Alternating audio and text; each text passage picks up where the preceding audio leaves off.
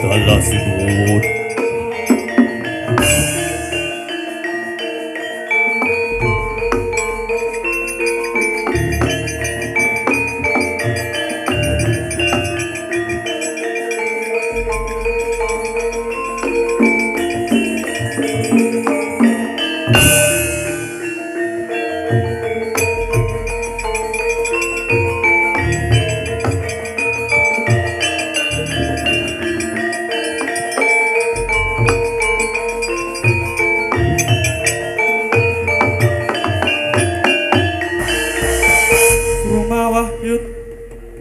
Sang Yaksendra Kara rupa mangeses kadyangen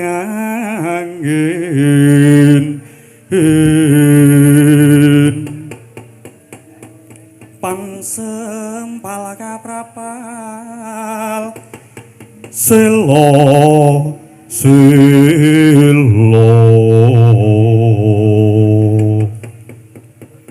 kaplesan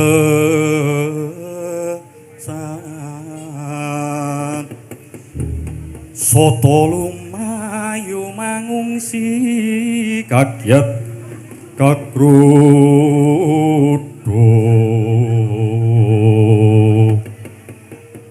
kang Joko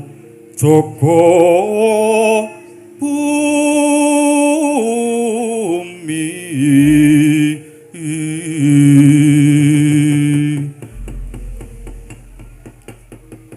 Kakang Patih lan kuwe Yayi Prabu Bintirasa.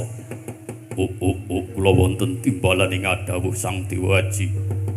Wonten wigatos menapa dene paduka ngawe dumateng ingkang pun abdi warangka negari Dumdiraja. Ya. Sumurupa dina iki panjenengan ingsun bakal paring dawuh marang sanggaring para kawula-kawula negara Dumdiraja. Yayi Bintirasa sing tak piji nuning nggih.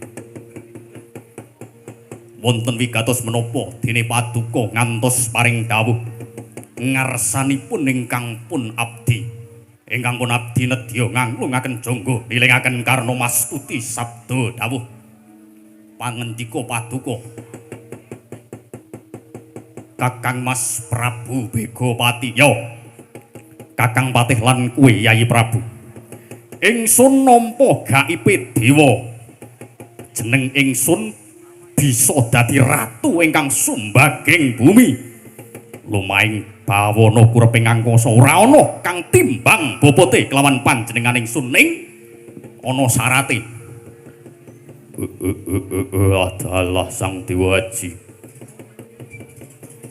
lajeng napa ingkang dados syarat srananipun nadyan ingkang pun abdi menika nadyanto sampun boten kalap kasudirane nadyan pun suda karosan lan katiyasane ingkang pun abdi remuk kasawurna putung sumangga kabandhemna ingkang pun abdi ngestu padha dawuhipun Sang Dewa Haji semanten ugi kula Kakang Mas ingkang rai sagah dados tabuk tawuring yuda menawi sak mangkih-mangkih Kakang Mas kepareng animbali lan ngawih dumateng ingkang pun abdi dumateng sedaya sangyaning negari jajahan wonten ing Jungdiraja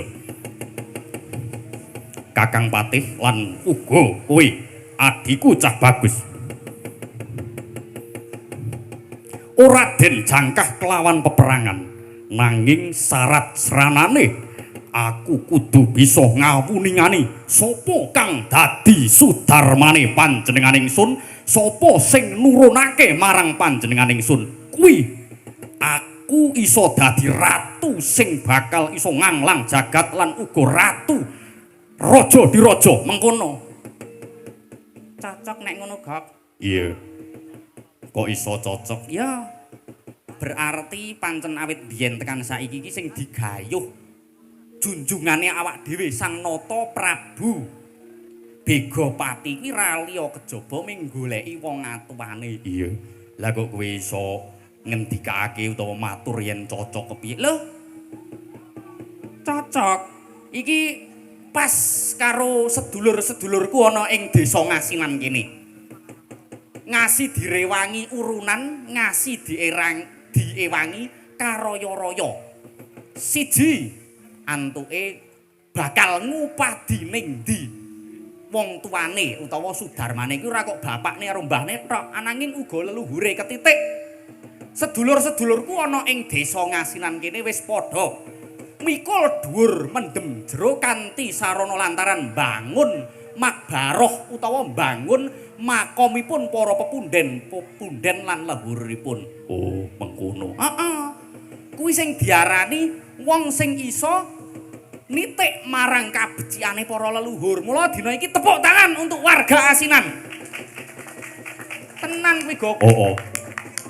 Adewe ra urung karuan iki sesuk matine awake dhewe iki bakal iso dicungkup di marmer ngasih dikeki joglo ngono kae kaya makbaroe Simbah Kyai Yasin ki urung karuan. Ya muga-muga adewe iso kesawapan berkah. Heeh.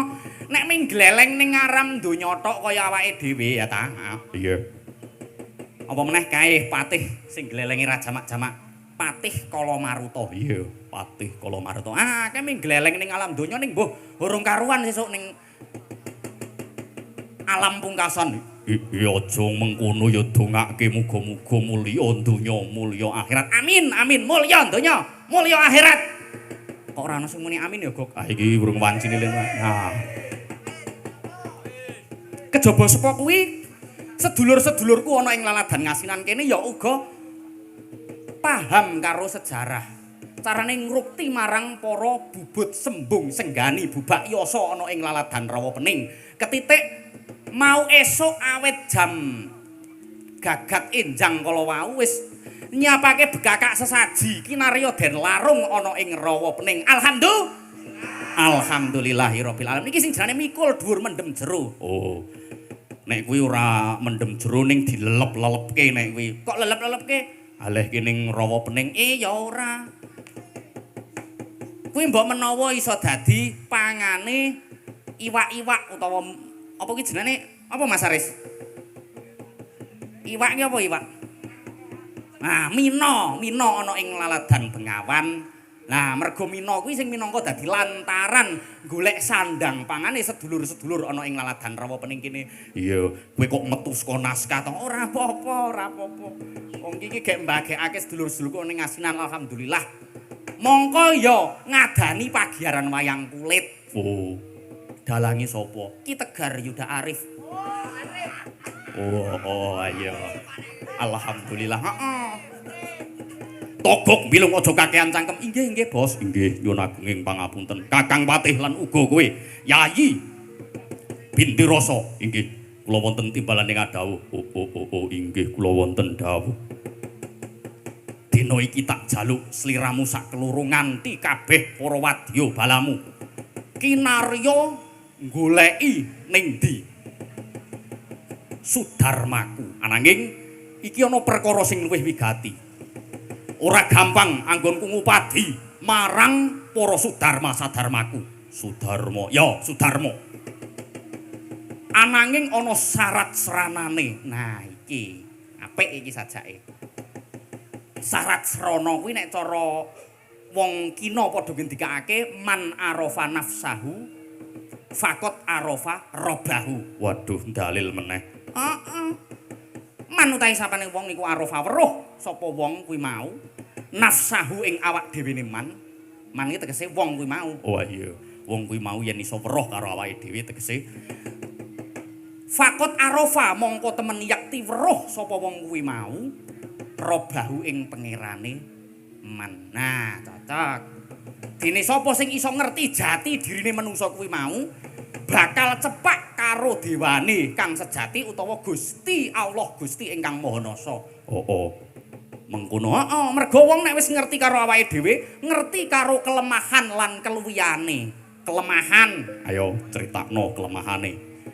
Awak dhewe iki ming menungsa nadyan to gagah pideksa godhek kok simbar jaja kaya dene junjungane Ade Prabu. Sapa mau Begopati. Nah, Begopati. Ning menungsa iki kedunungan ina lali salah apes kelawan pati. Ayo ta? Heeh. Nah, siji kuwi. Aning saiki ingkang angka loro. Ingkang angka loro ya kuwi keluwiyane. Menungsa kuwi diciptake minangka dadi titah ingkang paling sampurna ketimbang makhluk liyane. Oh, dadi kecobaan desa kudu ngerti karo kelemahan lan keluwiyane. Heeh, mergo wong kuwi ben iso nitik lan kinarya dadi pengilon kaca benggala. Nek wong arep gleleng sithik kena kae ben ngilo, oh, aku iki isih gampang lara, aku iki isih ora luput saka sing jenengane pati. Supayane ora gleleng. Ning nek umpama wong kok arep umpamane nuwun sewu arep nglampus diri utawa arep megot saliring pralaya kuwi aja ngasi. Mergo awak dhewe iki makhluk sing paling apik. Dititahke Nabi Adam alaihissalam kuwi dadi makhluk sing paling apik. Kabeh makhluk sing luwih dhisik wae kon nyembah karo Nabi Adam. Lah kok ade arep nglampus diri arep putus asa, kan goblok. Lah iya. Mengkono kuwi, Gak. Heeh. Kowe iki iso meneng apa ora? Inggih, Bos.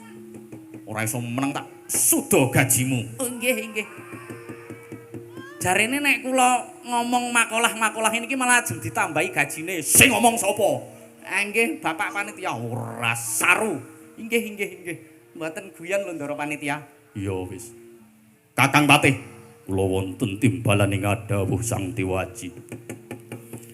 Nalika semana Sudarmaku pralaya nalika aku isih ana guh karbo.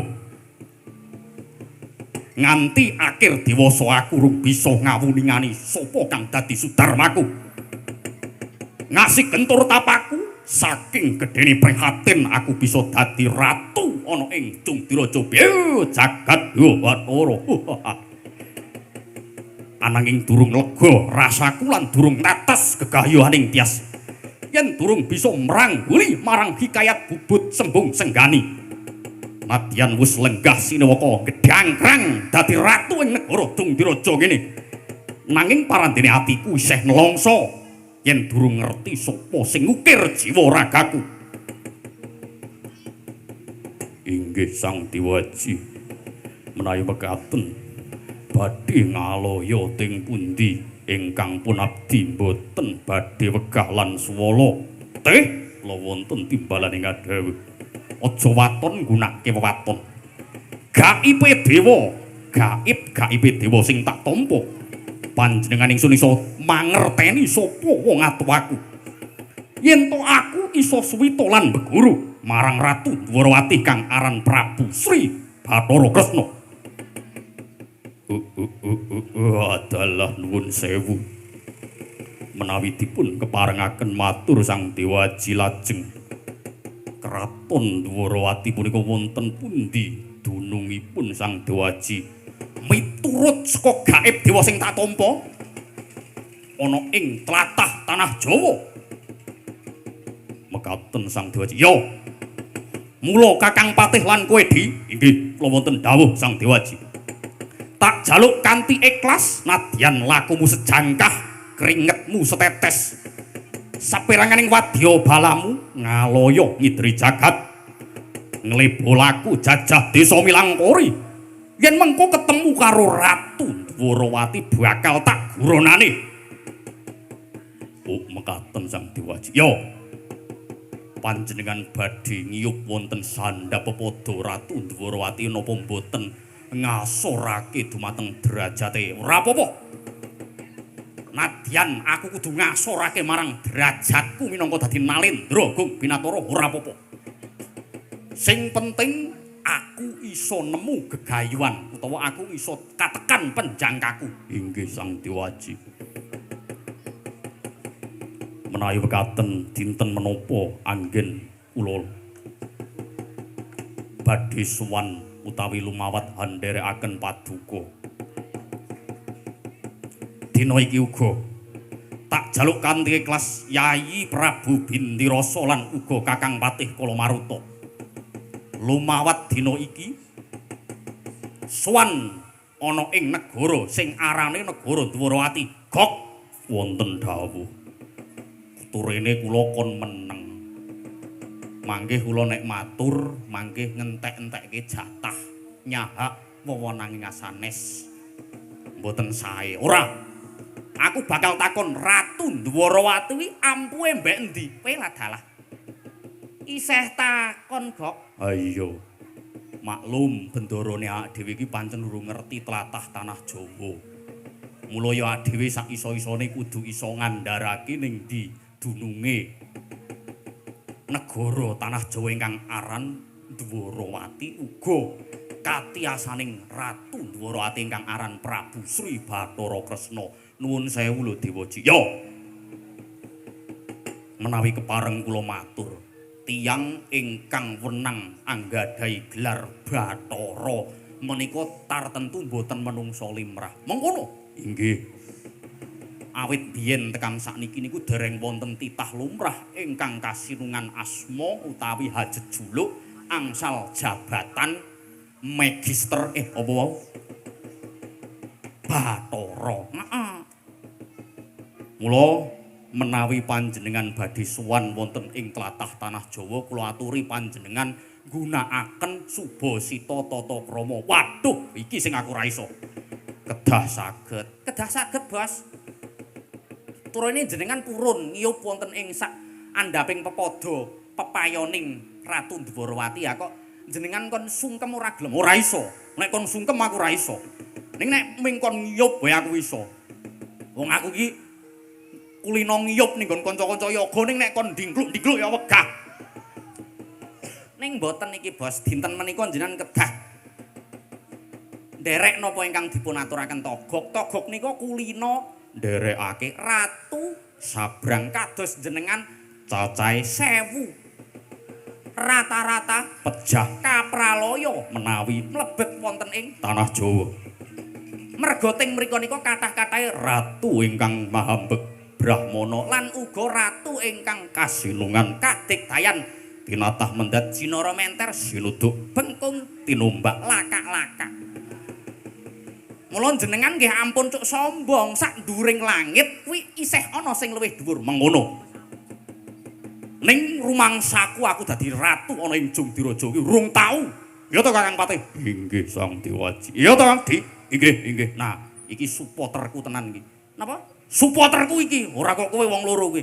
Mboten, kula mengilingake jenengan niku nek ajeng sowan monggo kula dherekake ning sing prayitna ngati-ati. Yo, aku ki wong tuwa, aku wong gerang. Ora semangtok kandhani. Nggih, wis meneng wae, Lung. Ya, wis. Kakang Patih, suwita ana ing Kraton Dwarawati. Aku bakal matur ingkang wigatining di Sudarmaku. Ing mengkono aku bakal pinardaya kamulyanku lan uga bakal dadi ratu ingkang sumbangking bumi. Inggih Sang Dewaji. Yen Ratu Dwarawati ra gelem dunungake, tugel gulune.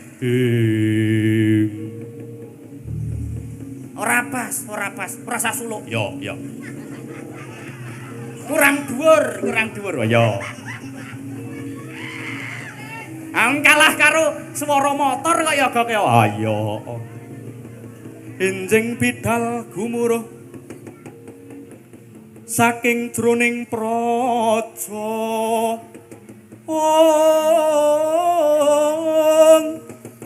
kung ingkang bala kuswa Prabu Sananiara lir surya wedalira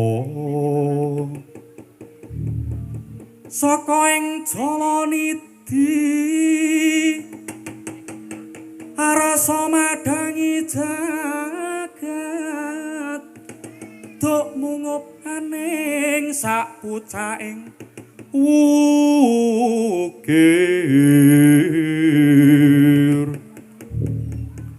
marbak bang sumerat kening soroting surya mega klawan gunung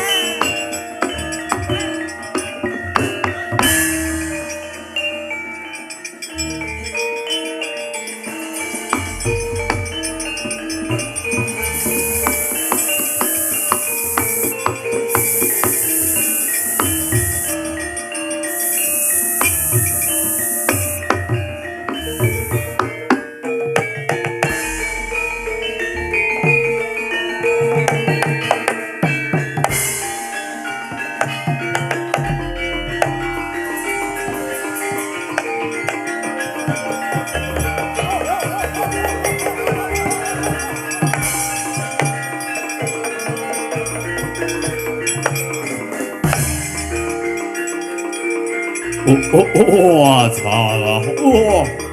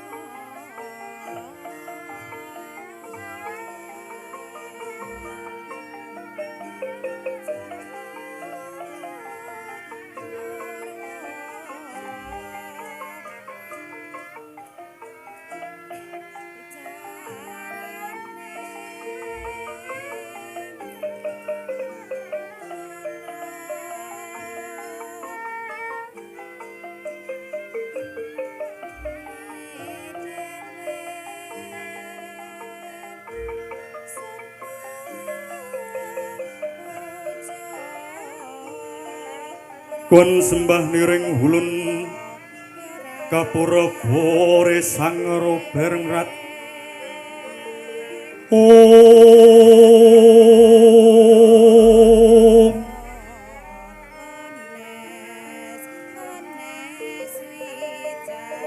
ing sahananing mring kanang sihing dasih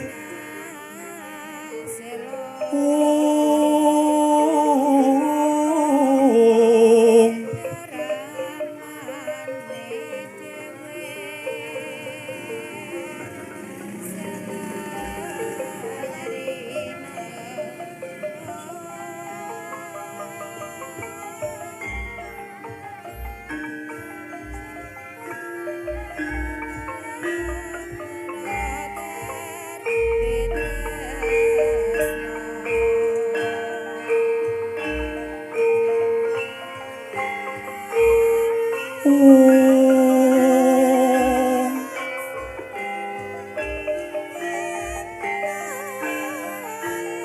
ing narmada mamujeng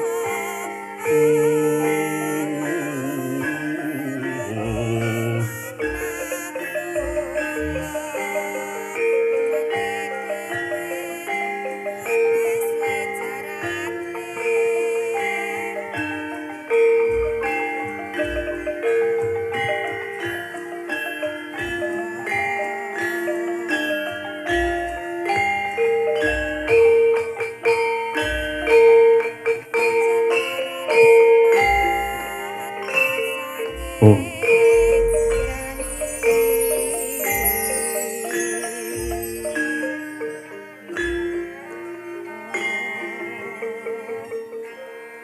Ilahing Om Ilahing Awigna Mastu Purnama Sidam Mastu silat mering wang jagat karana siram tondo kawi sesaning bisana sono sinawung langen wilapa estu maksil stantun lampahing Buddha jinantur tutur katulo tela tulat mrelat dieng paradya winirsuta ngumpama prameng niskara karana diya tumiyeng jaman purwa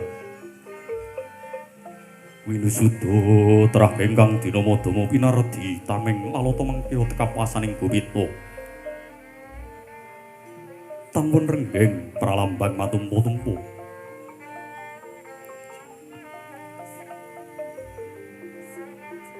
Marma panggeng panggunggung sang Murwengkata sekebyar dumadining wayang purwa. Purwakaning kandha linarik runtuting basa dongeng gunung musurasa yen to linarasaya karaos caing diri rasa ngrumangsa ngrumangsani lir jalma ngilo ing kaca jarweh wis rinakup caing carita ala becik wis ginelar jroning pakeliran ya iku sejatine hampir sani pagelaran ringgit purwa Surya Candra Daru Nyang Kartika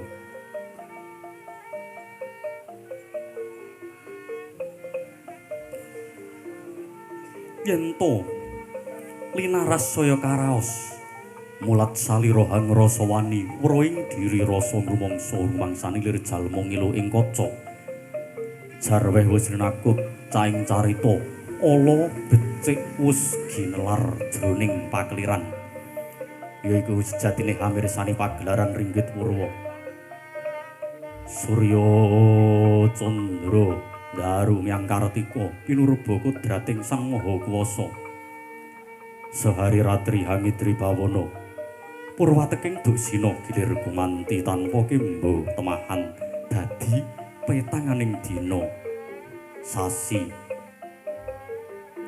taun windu kang sarta abad dodogolan tangga tumanggar kaya sinerambun kaya jawah pating krembyah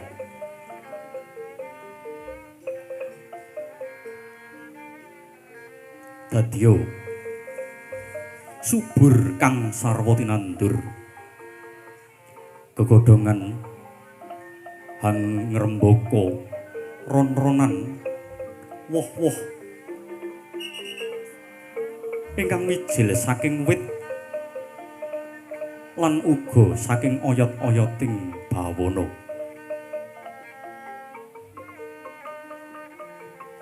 Kekunging tejo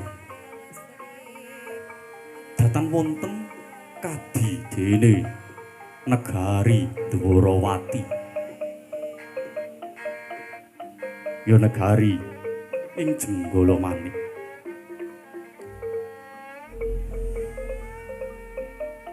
Negara kang panjang punjung pasir pawukir gemah ripah loh jinawi tata titi tentrem karo tata raharja.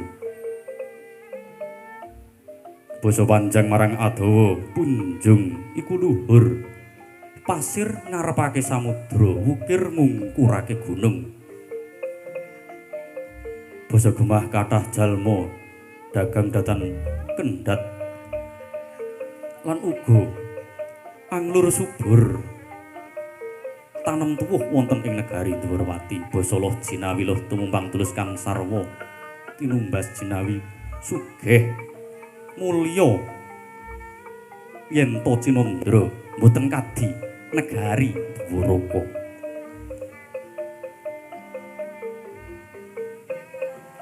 Mengkono to yen to dipun candrakaken madyanto sehari ratri datan pedhot labet saking luhure nusa bangsa tuwi negari ing Dwarawati.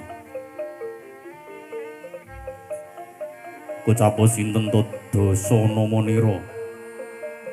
yen to dewa hapeparep, yen to dewa hapewisik, yen to pandhita peparep ting mriku hajat juluk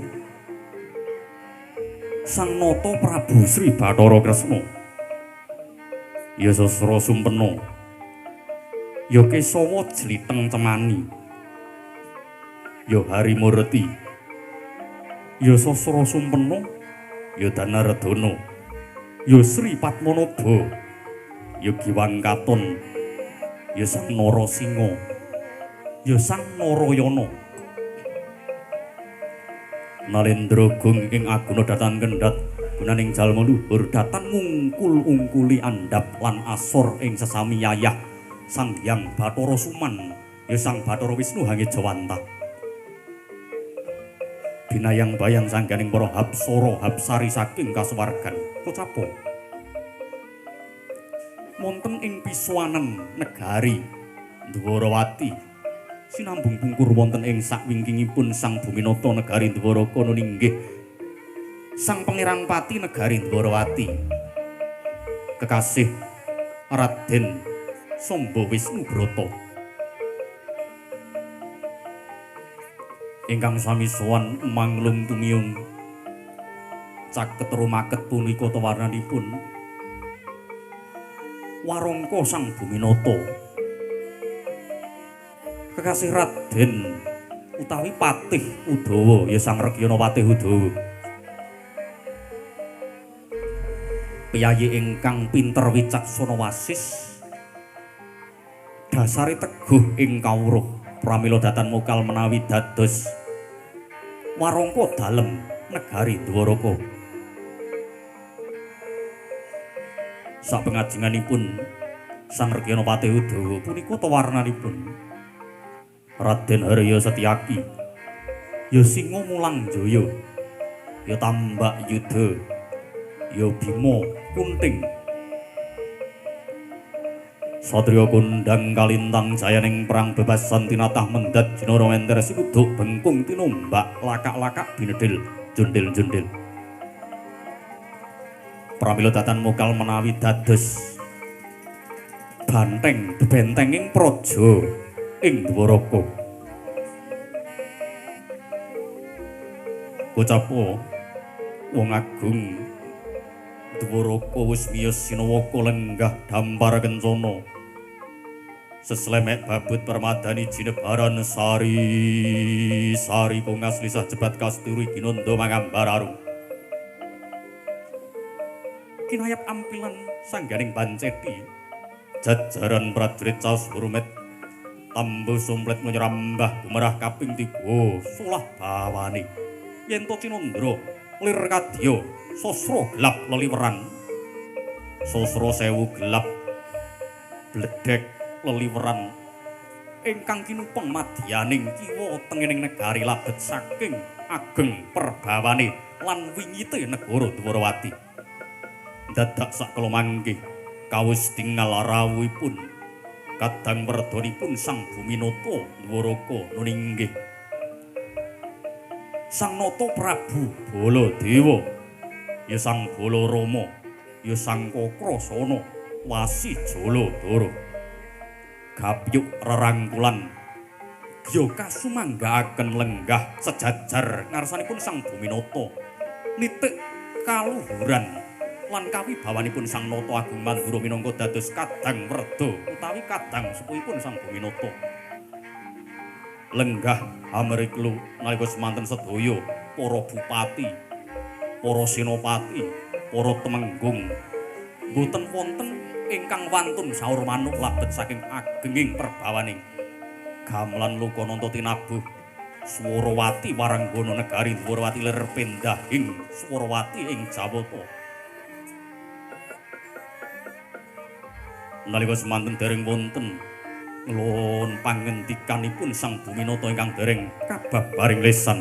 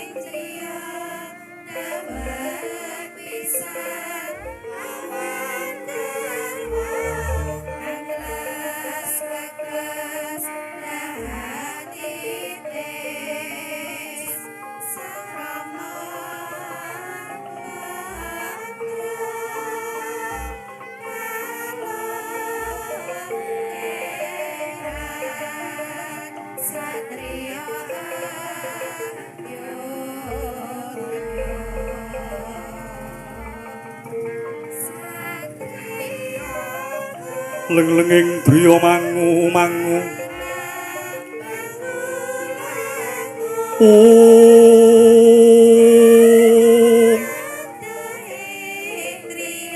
mangunggung ganduhan rimang lirlena tanpa kanin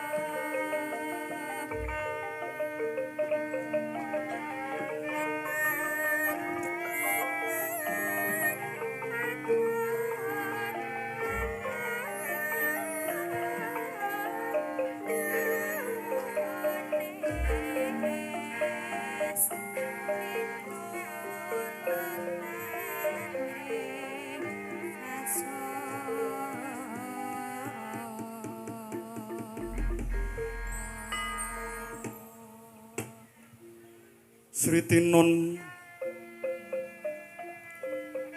ing pasewakan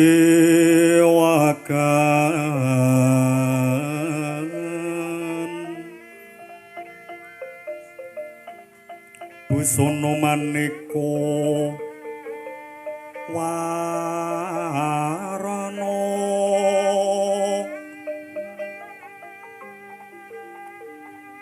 Sebak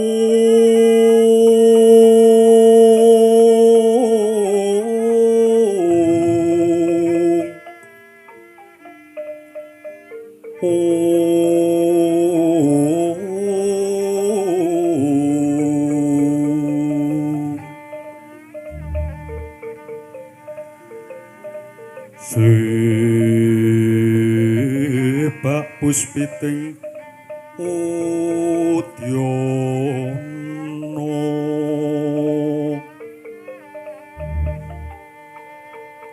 Miang pandraing Sarawa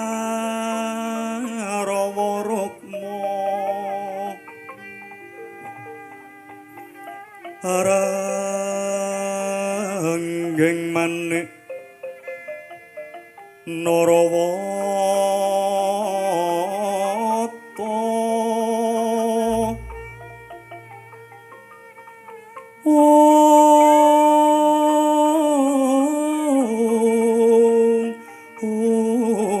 ono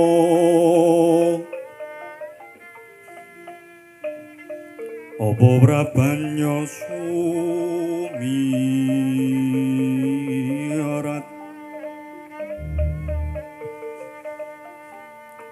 kenyaring tejo laliwaran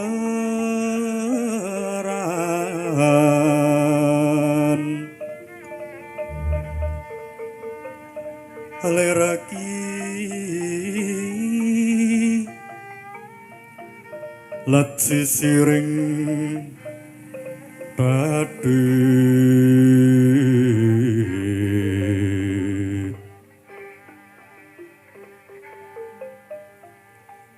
wimbo kekondo amrek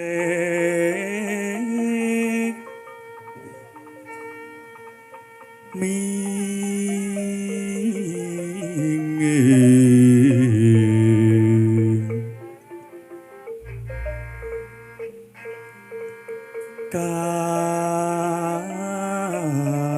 katiuping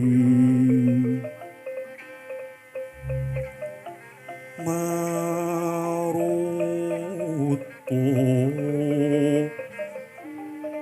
mandu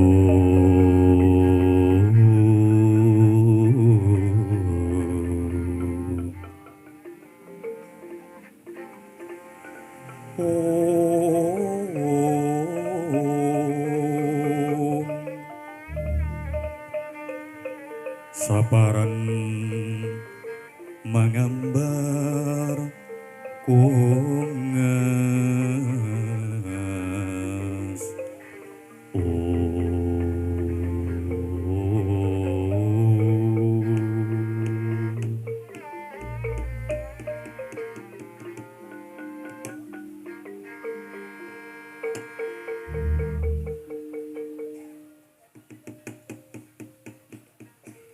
ya tore sedeng siniwo Om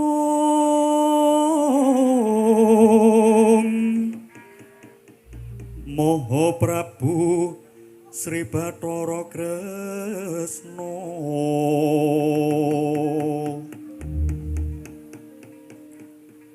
Pratisteng dampar kencana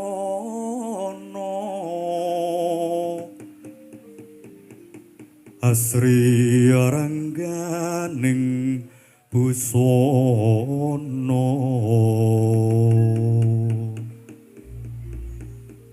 kinuntrang-kuntrang Mas Retna Yayah Wang Wisnu Bathara siniwa ing Tinjumaya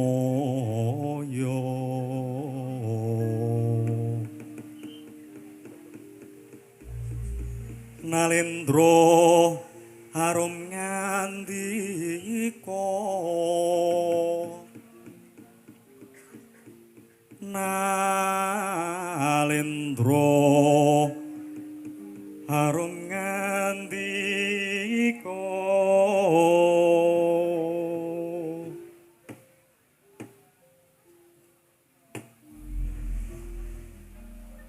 Niwang sukma mangadi linuwih ana sasmitaning sun jagat wasisaning Ubathara.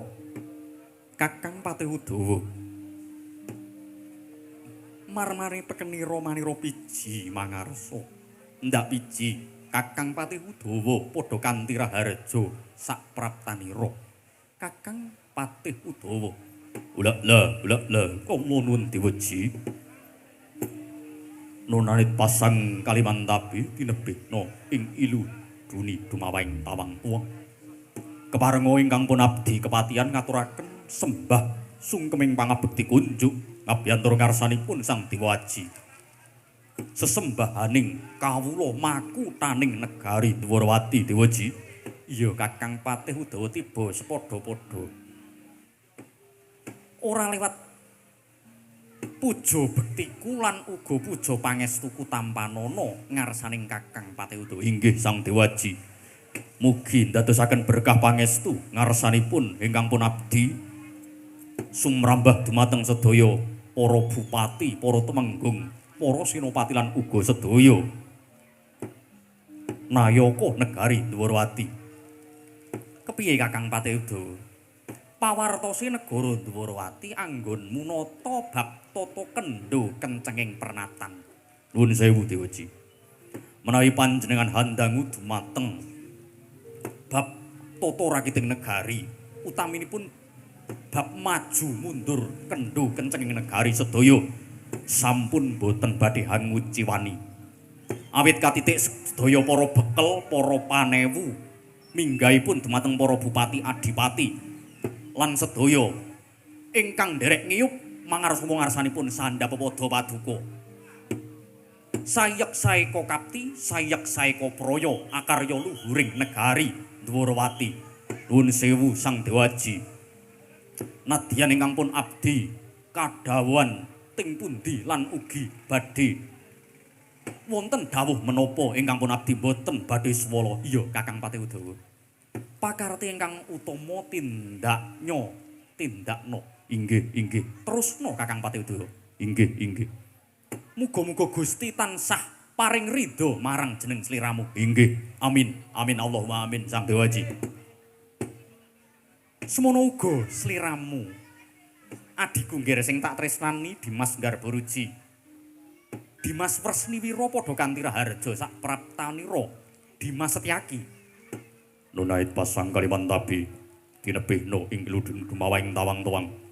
Keparenga ingkang pun abdi inggih ingkang pun rai ngaturaken sembah sungkeming pangabekti sahandhap padha paduka Sang Dewa Aji. Inggih Gusti kula Sang Nata Kanjeng Koko Prabu Sri Bathara Kresna. Iya dadi bombong kumejot atining Nata Dwarawati ya kadang perdamu iki. Ora pangestuku kebat tampanana tumrapa marang jeneng Sira Siadi Wresniwira Bima Kunting. Nun inggih sanget ndadosaken jimat lan ugi kula sumrambahaken marata dumateng sedaya para prajurit, para manggala yuda lan ugi tiang-tiang kang tansah bebela negari wiwit Polri, TNI minggahipun mandhapipun dumugi Hansip, Banser lan sedaya para kawula ingkang wantun majeng wonten ing pabaratan lan ugi kawula-kawula ingkang tansah njagi benteng lan sedaya para banteng-banteng negari Dwarawati. Iya. Dadi bombonge atine wong tuwa. Prayogakna sawetara anggonmu ngadhep ngarsaning panjenengan ingsun Dimas Haryo Setyaki ya Sang Wresniwira. Inggih. Sanget boten kirang prayogi anggen kula ngabiyantara ngarsanipun Sang Dewa Aji. Ya. Kepiye anggonmu nata olah keprajuritan, olah bondo yuda lan tepas keprajuritan dalem luar negeri lan dalam negeri negara Dwarawati. Inggih. Menawi paduka Sang Kanjeng Koko Prabu nimbali dumateng bab olah keprajuritan negari Dwarawati ugi sampun boten badhe anguciwani. Para tentara-tentara militer ingkang biasanipun kula gladi talak broto 3 dina ora mangan, sakniki seminggu ora mangan. Ampuh merga ora ana pangan. Para kawula-kawula ingkang biasanipun kula ajak medal saliring negari Sakmenika kula tahan paling boten sewulan. Wo. Gentur tapane mergo ora piye. Wo. Weladalah. Nggih, niki mboten weladalah niki saestu. Oh ayo. Ya muga-muga kanthi berkahe sowan ana ing negari Dwarawati kene awak dhewe tambah kuat, tambah sentosa, ngalor ngidul ngetan ngulon. Ngono ya Setyaki. Inggih, inggih.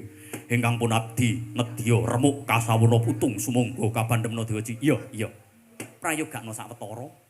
Jeneng ingsun bakal ngaturi rawuhipun. Nuwun sewu Kanjeng Rama. Iya. Panjenengan dereng mbagekke dumateng ingkang pun putra. Oh iya. Kelalen kok. Ngger anakku bocah lanang anakan anungan dita bocah mursid iso mikul dhuwur mendem jero karo wong tuwa. Samba Wisnu Brata padha kanthi raharja sak praptamu ngger. Bocah bagus. Nun inggih Kanjeng Rama. Sanget boten kirang prayogi anggen kula ngabiyantara ngarsanipun Kanjeng Rama.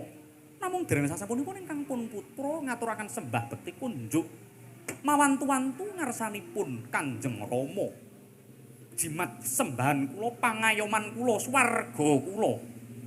Iya, iya, anakku nggih cah bagus. Tak tampa dadi gedhe atining wong tuwa. Dadi bombong ing ati wong tuwa, aja kuwalat karo wong tuwa. Mboten Kanjeng Rama. Kula tansah setya bekti ngarsanipun Kanjeng Rama, ngajeng wingking kanan kering kula mboten badhe owah.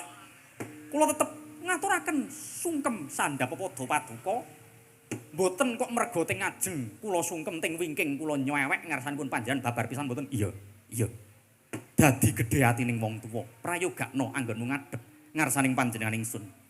Anakku nggih cah bagus sampun mboten kirang prayogi. Anggen kula ngabiyantara ngarsanipun Kanjeng Rama sesembahan kula. Rama Prabu. Iya. Nuwun sewu Kanjeng Koko Prabu.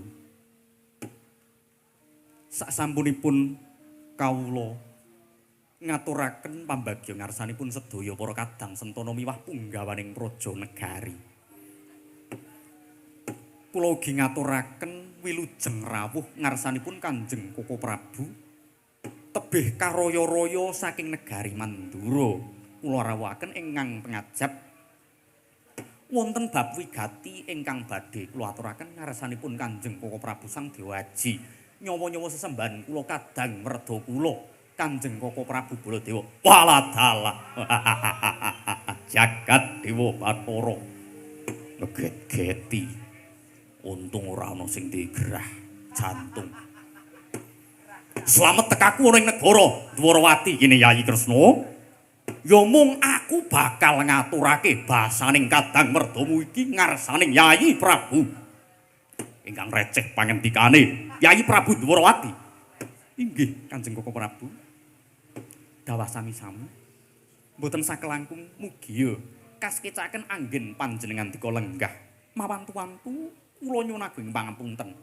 Mboten kula ingkang sowan wonten ing negari Mandura, ananging kepara malah kula ngawe dumateng sedaya para caraka kinen mapak panjenengan dika rawuh wonten ing negari Dwarawati menika. Mboten ateges kula nungkak krama ing atase bocah cilik utawa bocah enom kok ngaturi panjenengan dika supados rawuh madyaning negari babar pisan boten lho Kanjeng Koko Prabu, nanging wonten wigati ingkang boten waget kula aturaken wonten ing tlatah Mandura. Ya. Ora dadi apa? Ora ana paribasan nungkak krama kuwi ora ana. Jaman biyen Kokrasana karo Narayana ubyang-ubyu ngalor ngidul wetan ngetan ngulon parandene. Aku ora rumangsa kesosor kawibawane. Yen to aku kudu sowan, aku kudu lumawat ana ing negara Dwarawati kene ing pengajap mundi dawuhe. Ya kuwi layang cetarik ingkang nalika semono wis diaturake kunjuk ngarsanipun ingkang pun raka lumantar caraka negara Dwarawati. Ya. Dina iki panjenengan ingsun nganti wadya bala sata Kurawa segelar papan njumbuhake karo apa sing wis tok aturake ana ing saklebeting nawala. Inggih Koko Prabu. Janur Gunung Kadingaren. Ing atase Yayi Prabu Amiji sowanipun ingkang pun Raka Mandura. Lah kok aku kudu nganti wong-wong utawa adi-adiku ana ing negara Ngastina. Mongko iki mau yen to aku kudu matur utawa ngendika kanthi walaka aku urung nyuwun idipalilah ngarsaning Yayi Prabu Suyudana ya Yayi Prabu Duryudana. Mboten dados menapa Kanjeng Koko Prabu.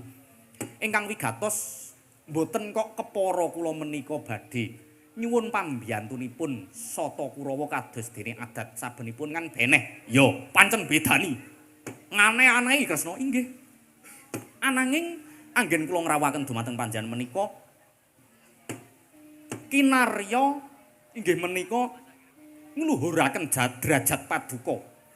Lah kok Nalendra Gung Binatara kados dene Kadang Werda kula namung rawuh piyambak utawi mbok menawi namung dipun dherekaken dumateng Kadang Kusir negari Mandura menika kok kula mboten dumugi manah Kanjeng Koko Prabu. Supados anggenipun panjenengan lumawat saking negari Mandura dumugi Prateng Dwarawati menika luhur derajat kawibawane. Walah jalah. Yo, yen pancen mengkono tak tampa inggih. Jalaran sak mangke mbok menawi Sata Kurawa waget ugi nderek mirengaken napa ingkang badhe kula ngaturaken ngarsanipun Kanjeng Koko Prabu. Mengkono, inggih. Jalaran wonten bab wigati ingkang menika amit nuwun sewu. Sejatine kepiye? Yen umpama Yayi Prabu iki minangka pangendikan ingkang wadi tumraping wong akeh, tumraping Kadang Sentana. Ayo. Panjenenganipun derekno manjing ana ing Tilamsari utawa ana ing bangsal Palarman Negara Dwarawati. Kinarya sak pejagong catur netra. Ananging yen to pangendikanipun Yayi Prabu iki mengko oleh kawedhar ingkang kathah. Tegese Kadang Sentana lan penonton uga yoga lan sinden oleh ngrungokake enggal dawuhna dina iki uga. Yayi Prabu Andra ingkang puspita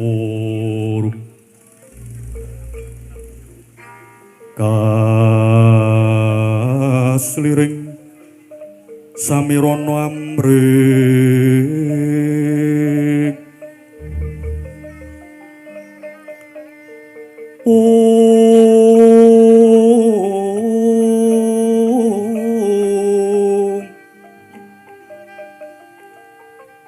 sekarang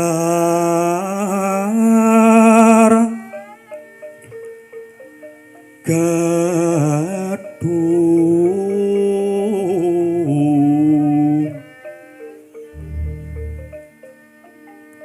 kung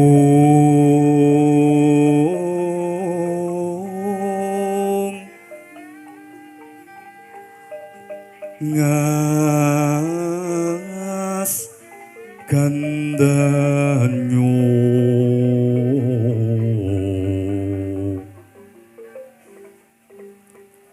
mawe raras retnaning ndriyo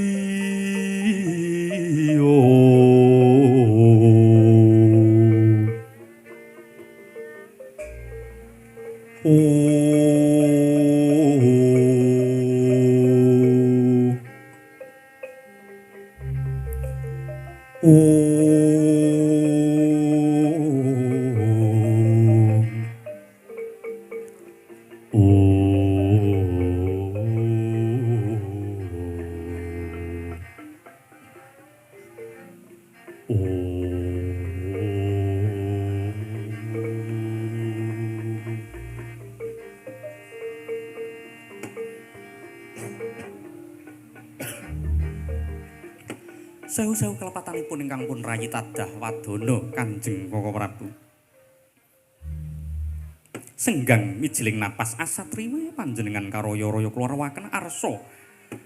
Kula suwun iguh pertikel senjata pitulung tombak kenceng. Kinarya badhe angudari reruwet pepeteng wonten ing negari Dwarawati lan ugi ngejung gumbala ruwet. Makaten Kanjeng Koko Prabu. Mengkono Yayi. Inggih. Banjur apa ingkang kudu ingsun dawuhake utawa ingsun minangka dadi Kadang Werda iso paring pangendika. Paling ora iso melu ngudari reweting negara Dwarawati. Inggih, Kanjeng Koko Prabu.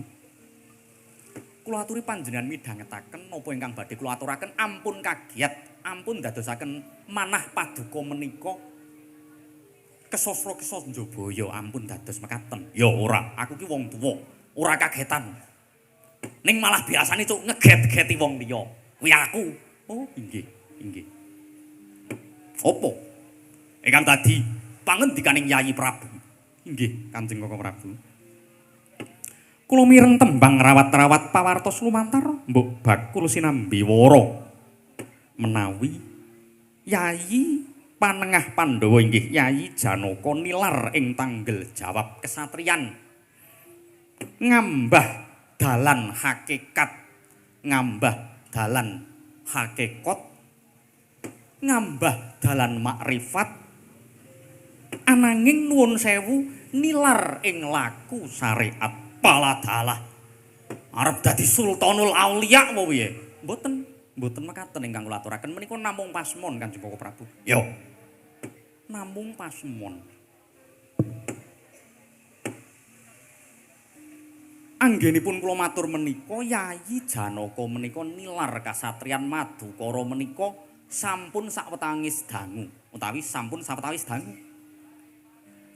lah kawontenan singlaripun Yayi Panengah Pandhawa inggih adi kula Madukara menika mboten namung punakawan lan kawula ngamarta ingkang kenging awangete nanging rayi panjenengan inggih rayi kula lan panjenengan Dyah Wrenges utawi Rara Ireng inggih ketiban sampur dados badal ngayahi jejibahan lan ugi kewajiban ingkang kedahe dipun lampahi dhateng makuthaning keluarga inggih wujuding priyayi kakung utawi priyayi jalu mekaten ya apik nek mungguhe pun roko apik wae jaman saiki ku Yayi Kresna aja kok kahanane Janaka utawa kahanane adiku Panengah Pandhawa karo adiku Bratajaya ning jaman saiki iki akeh mbah wong sugih mbah wong mlarat ananging wong lanang karo wong wedok iki persasat malah wong wedok akeh sing nyambut gawe wong lanang sila tumpang gedangkrang kendangan dengkul ki akeh mekaten ayo contone dalang-dalang sak Nuswantara iki nek dek do rapi iki aning lak sing wedok do mangkat nyinden lak nggih ngoten to Mbak Cebret sing wedok do mangkat makarya ora apa-apa, kuwi wis lumrah, kuwi wis alame kok ngono kuwi kodrat pancen wis wancine. Wong wedok uga mbantu marang tanggung jawabe wong lanang. Nek mungguh pun Kakang ora apa-apa. Inggih, mekaten. Akeh saiki dibuka pabrik-pabrik. Mongko wong wedok pawestri kuwi padha nyambut gawe. Akeh pekerjaan-pekerjaan. Wah, angel ya Udawa. Inggih Sang Dewaji. Angel ing golek kata-kata. Inggih, pun bloko suta mawon ling ngendika bahasa milenial supados interaktif. Yo. Saiki iki akeh wong wedok iki uga padha dene karo wong lanang, derajate wong lanang karo wong wedok iki nadyan wong lanang kuwi sak dhuwure ananging beda karo jaman biyen. Wong saiki iki wong wedok uga ora ana lupute, ora ana salahe yen to melu ngewangi-wangi tanggung jawabe Sudarm utawa priyayi kakunge mengkono. Inggih. Ananging ngamit nuwun sewu lho Kanjeng Koko Prabu. Wonten perkawis ingkang mbok menawi ingkang dadosaken panjenengan kagiat. Kanthi singlaripun Yayi Bratajaya inggih Yayi Sembadra menika utawi wah, kleru kowe. Inggih. Singlaripun keranten kula niku nggih nderek mumet nderek prihatos menggalihke kahanane adi kula Bratajaya. Ya. Kahanan menika ngembet dumateng amit nuwun sewu kaluhuraning darmaning wanita. Inggih menika adi kula lan panjenengan sami Kanjeng Koko Prabu. Katitik. Yayi Bratajaya dinten menika amit nuwun sewu sedeng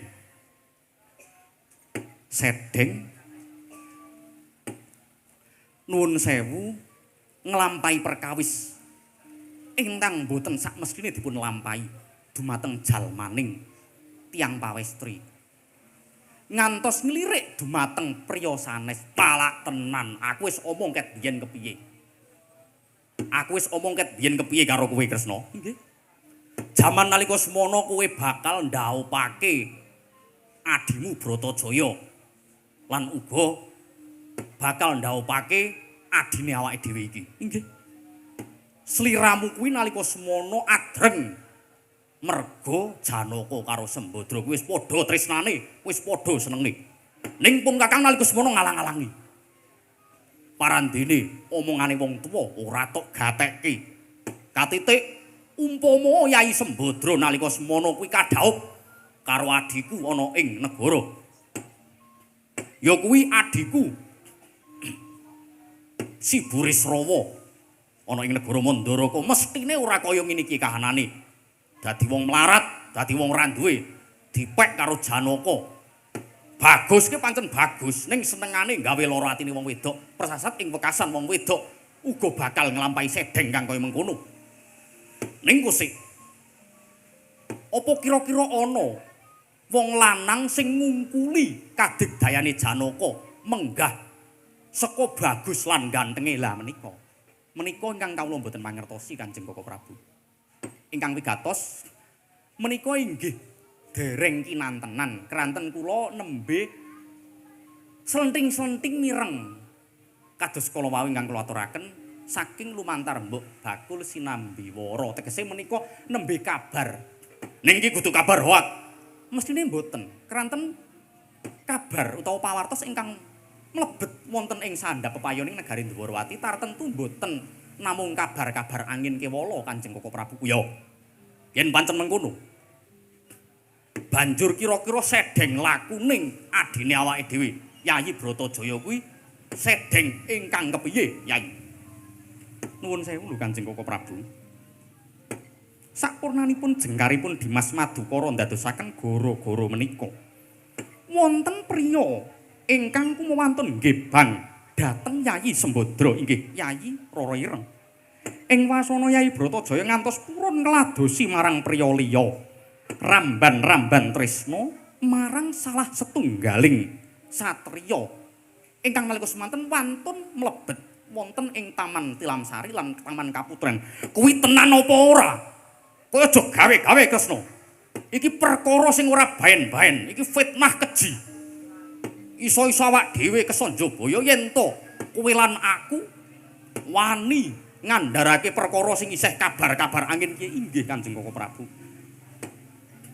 Kathah ingkang minangka dados telik sandi kula sampun nglepasaken sedaya para mata pitaning negari Dwarawati supados manjing wonten ing madyaning taman inggih menika Taman Banon Cinawi.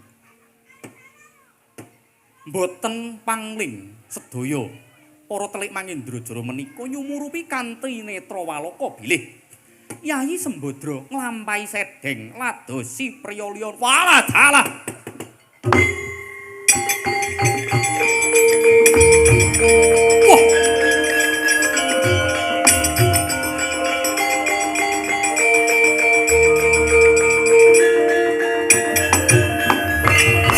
Waladalah menungso ora tatanan ngisin-isinke karo Trah Mandura. Yayi, dina iki uga aku bakal ngelarak marang si Durjana keparat, si Drohon sing wis wani ngregeti Tilamsari negara Dwarawati lan uga gawe reget lan uga nilasi ana ing negara Dwarawati apa dene kesatriyan Madukara. Inggih Koko Prabu. Sedaya kaborongaken ngarsanipun panjenengan dika.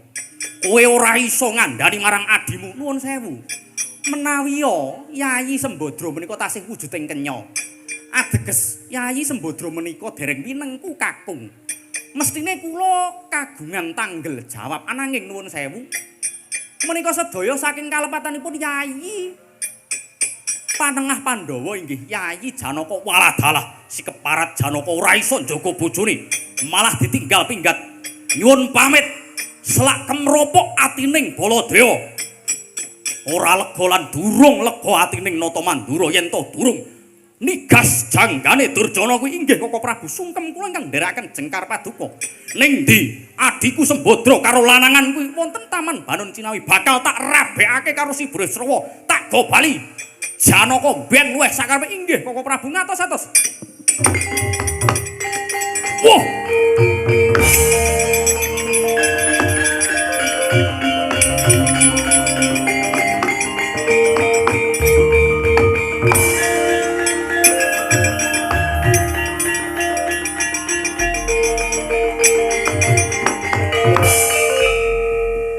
Kakang Patih Udawa, kula wonten dawuh Yai Mas.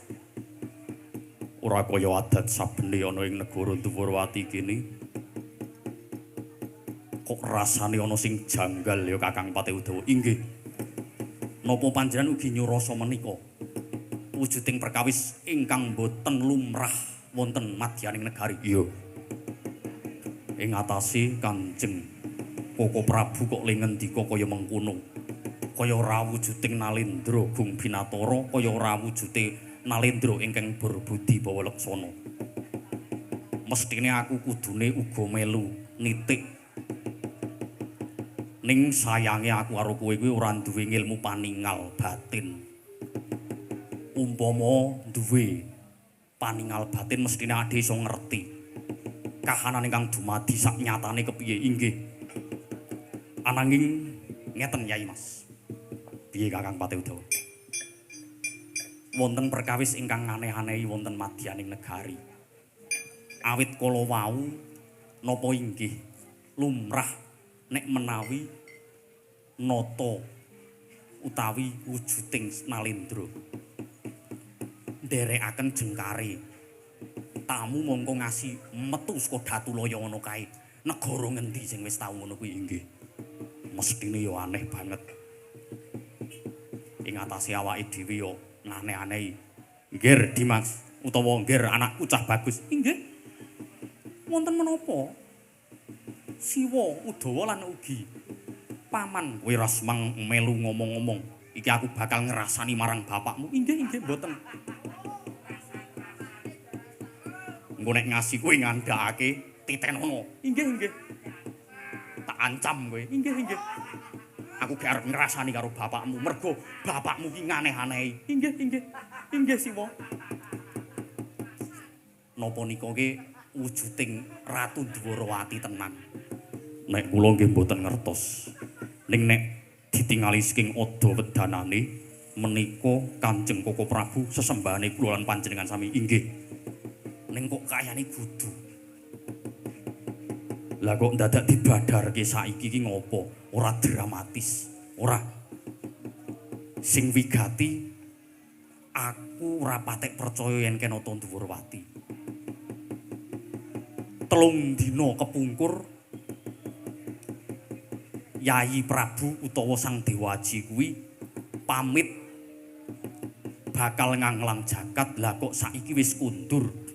Mongko sinambi nganti pawartos lan uga undangan ngarsaning negara Mandura. Unjuk ngarsaning Sang Dewa Aji negara Mandura. Iya. Golek-golek kae kudu nata Dwarawati ingkang saknyatane. Ing atase atiku ya uga melu mangu-mangu Kakang Patih Udawa. Iya. Kepenake piye?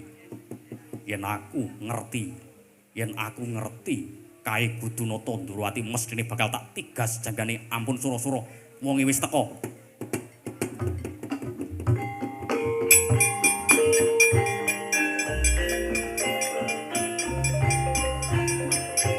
Ya telangning galang wanak larawan dan muncar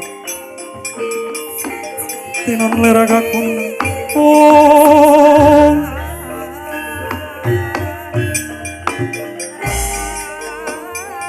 kasora pacaring porana menggekon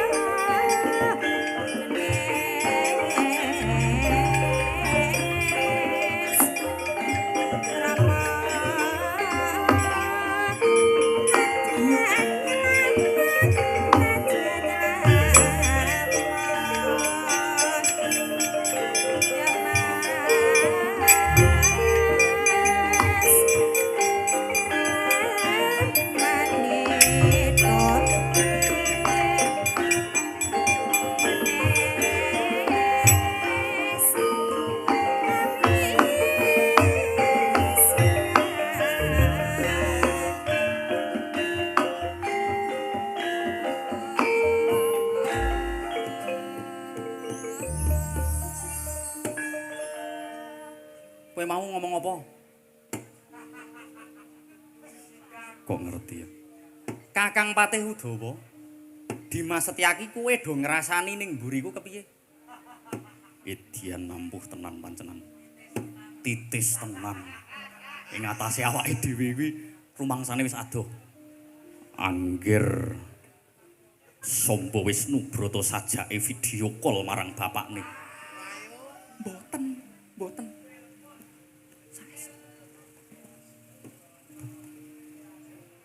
Tenan ora? Mboten.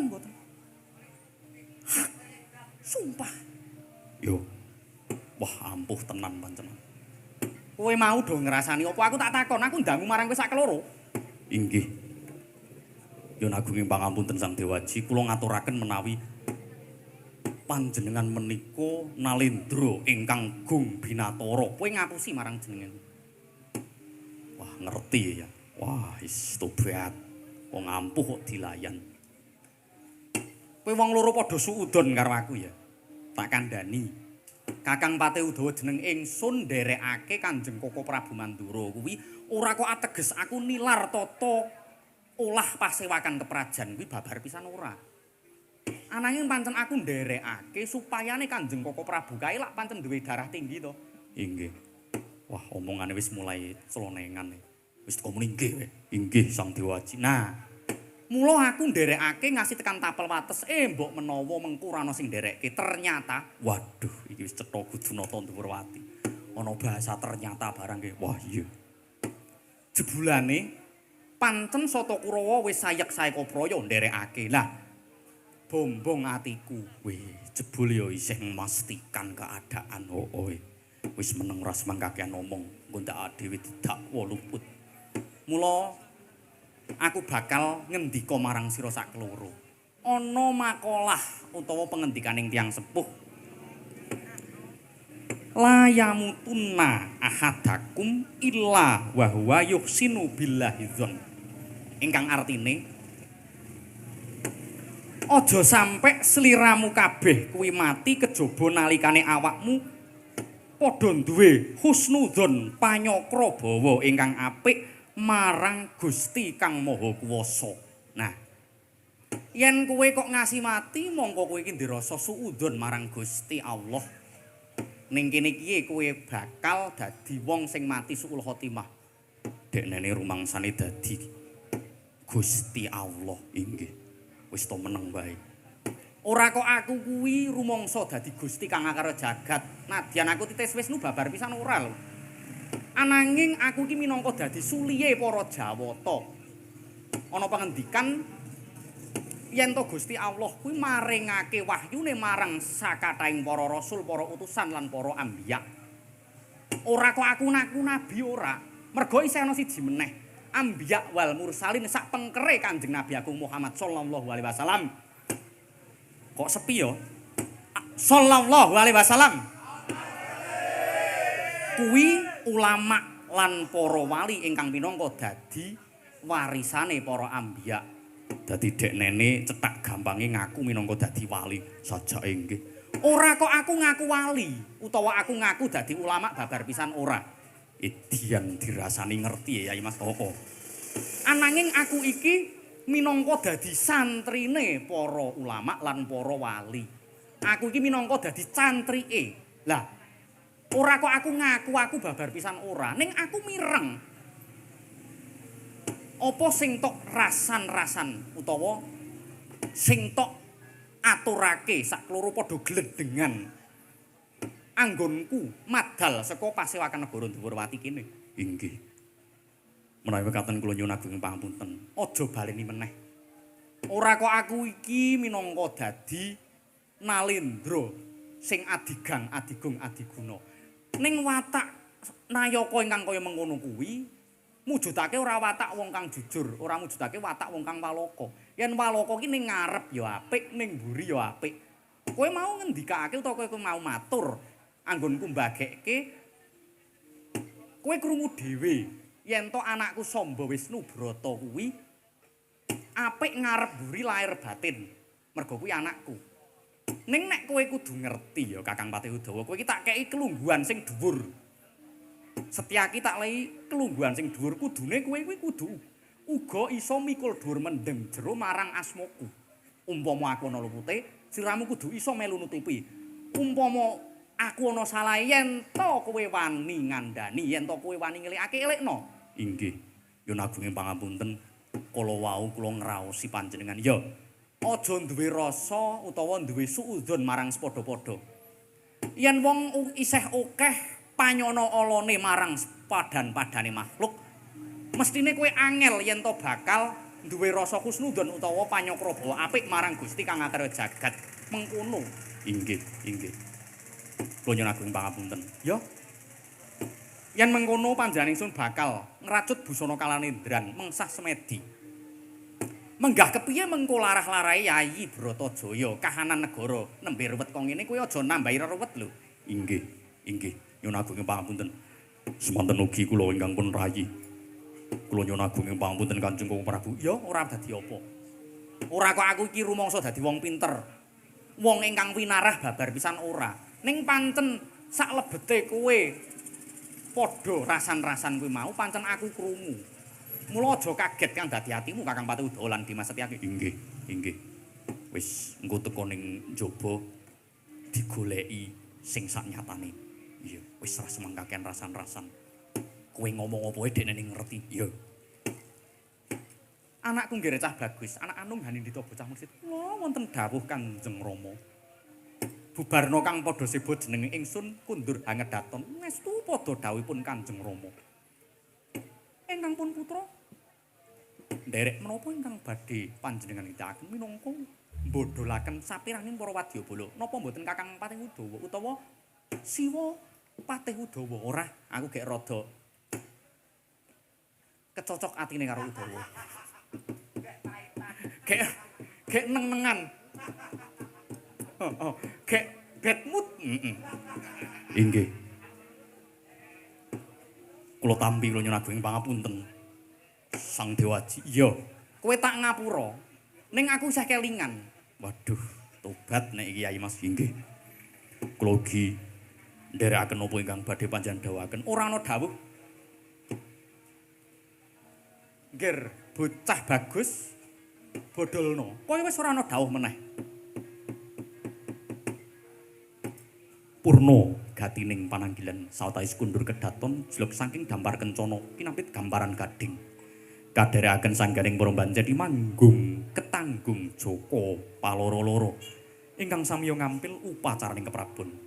Lamun katinon saking mandra tindak nyosang Sri Naranata kaya tansah sesanti kamulyanira